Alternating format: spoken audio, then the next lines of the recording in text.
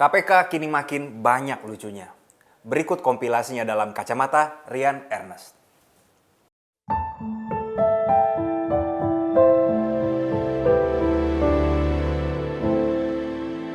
Tersebutlah Wakil Ketua KPK, Ibu Lili Pintauli Siregar. Dia berhubungan langsung dengan orang yang berperkara. Begini komunikasinya menurut putusan Dewan Pengawas KPK. Lili Siregar bilang nih, ini namamu ada di meja. 200 juta bikin malu, masih kau ambil.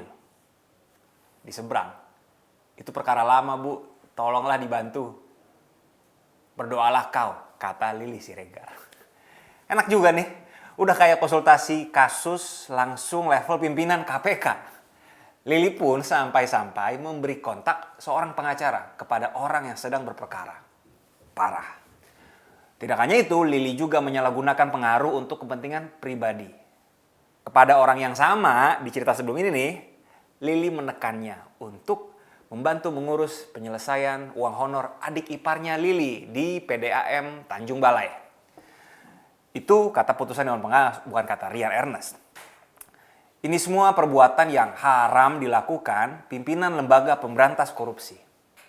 Tapi nyatanya cuma diberi sanksi potong gaji. Alamak. Kayaknya Dewan Pengawas KPK mesti ganti nama jadi Dewan Pemaaf. Dan lebih parahnya lagi, Lili tidak menyesali perbuatannya.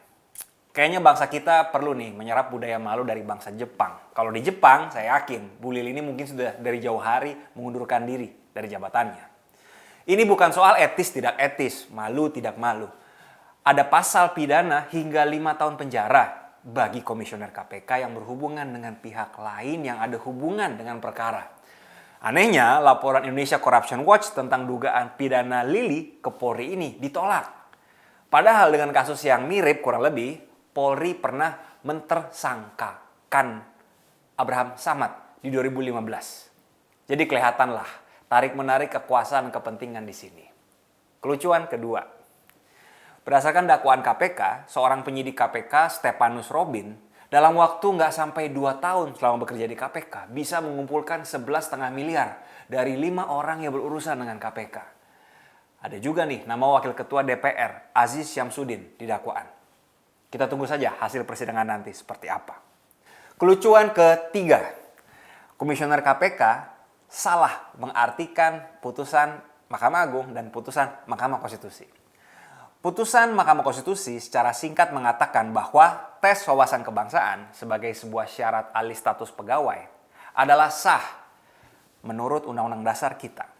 Tapi harus diingat, ada 4 dari 9 hakim yang berbeda pandangan. Menurut 4 hakim MK ini, harusnya para pegawai KPK bisa langsung dapat dilantik jadi pegawai negeri tanpa harus lewat tes wawasan kebangsaan. Dalam pengadilan di Mahkamah Agung juga, putusan MA secara singkat mengatakan bahwa tindak lanjut dari hasil asesmen TWK adalah kewenangan pemerintah. Menurut tafsir saya, Mahkamah Agung membuang badan dalam isu TWK ini. Nah, apa kata KPK? Nah, kata Wakil Ketua KPK Nurul Gufron, katanya gini, hal ini menepis tuduhan bahwa peraturan komisioner KPK yang di dalamnya mengatur TWK, pembentukannya dilakukan secara maladministrasi, termasuk tuduhan bahwa melanggar HAM, sebagai hak konstitusionalitas pegawai KPK. Pak Gufron merasa benar dan tidak salah. Saya jawab, Pak Gufron, saya tidak setuju dengan pendapat Anda. Pak Gufron, pertimbangan putusan MK dan MA tidaklah menolak TWK sebagai sebuah konsep penyaringan pegawai. Nggak ada yang salah dengan konsep TWK.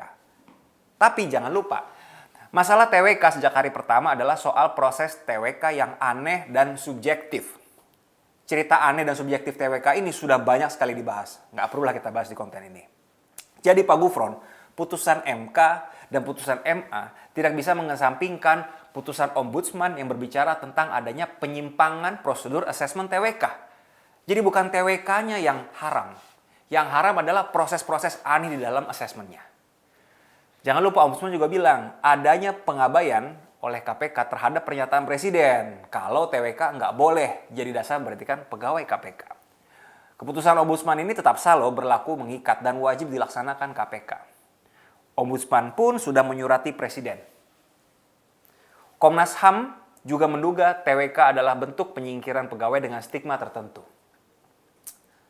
Akhirnya sih, nasib para pegawai KPK ini yang diberhentikan nantinya hitungan hari, mungkin sekitar 14 hari lagi mereka akan dipecat. Nasib mereka masih bisa diperjuangkan Presiden kalau Pak Presiden mau. Karena secara hukum Pak Presiden memang punya wewenang mengangkat dan memberhentikan pegawai negeri. Akhir dari polemik ini, baik atau buruknya akan jadi catatan sejarah politik hukum era Pak Jokowi. Nah, jadi dengan segala yang saya sampaikan di atas, kelucuan-kelucuan tadi, apakah KPK masih akan disegani? Apakah investor akan lebih yakin menanamkan modal di Republik ini kalau hukum sepertinya mudah diayun-ayun seperti ini? Apakah generasi muda akan semakin percaya dengan sistem hukum? Entah, saya nggak tahu jawabnya. Saya sih setuju dengan KPK yang harus lebih optimal mencegah korupsi. Sebenarnya sih fungsi ini sudah dijalankan juga oleh Badan Pengawasan Keuangan dan Pembangunan sejak tahun 1983. Saya percaya sebaiknya jangan ada dua institusi yang melakukan hal yang sama. Mubazir Tapi ada realita lain, realita politik. Suka tidak suka, aktor politik di negara ini secara umum masih lebih dekat dengan perilaku koruptif. Bisa jadi karena faktor internal partai politik atau praktek pemilihan kita yang masih syarat dengan politik uang. Kalau KPK hanya fokus di penindakan, bagus sih, tapi penjara akan terus penuh dengan para elit partai, kepala daerah, anggota dewan, dan menteri. Ini buah si malakama. Maju salah, mundur juga salah. Alhasil kompromi ya sudahlah, mungkin KPK hari ini diminta untuk fokus pada pencegahan saja. Elit politik kita mungkin ingin realistis, tapi saya takutkan jangan sampai mereka terjerumus menjadi permisif. Apa itu permisif? Membolehkan koruptor merajalela. Rakyat nggak akan tinggal diam, itu keyakinan saya. Kita hanya warga biasa yang sedang menyuarakan keresahan. Urusan beginian sebenarnya sih kita putuskanlah kepada para elit. Sampai jumpa di Kacamata Ren Ernest selanjutnya.